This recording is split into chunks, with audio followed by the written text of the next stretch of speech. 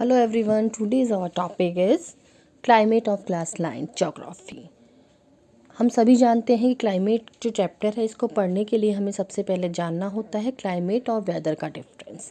Weather जो है वो बहुत ही कम समय के लिए होता है, जैसे कि हम सब ने सुना है या हम सब बोलते हैं कि आज का वेदर कैसे है या उस जगह का वेदर कैसा है। अगर हमें कहीं जाना होता है तो वेदर जो है बेटा वो कुछ समय के लिए होता है, एक दिन में भी बदल सकता है, कुछ घंटों में भी बदल जाता है और कुछ महीनों में भी बदलता है। जैसे कि सर्दियाँ गर्मियाँ इस तरह भारत में आती रहते हैं मौसम। हमने जो मौसम को 4 भागों में भारत में बांटा है।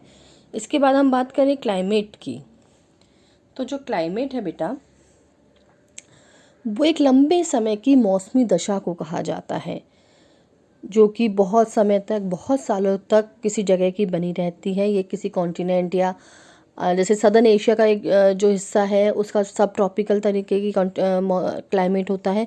तो इस तरह से हम क्लाइमेट और वेदर में डिफरेंस कर पाते हैं कि दोनों में क्या चीज़ अलग है। दोनों को एक ना माने, दोनों अलग अलग चीज़ें हैं।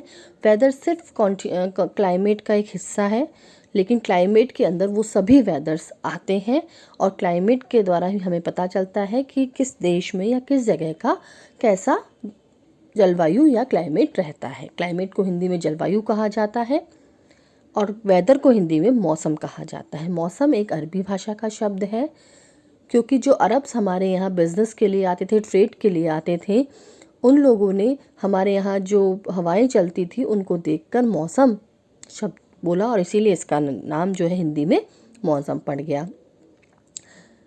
तो ये क्लाइमेट और वेदर का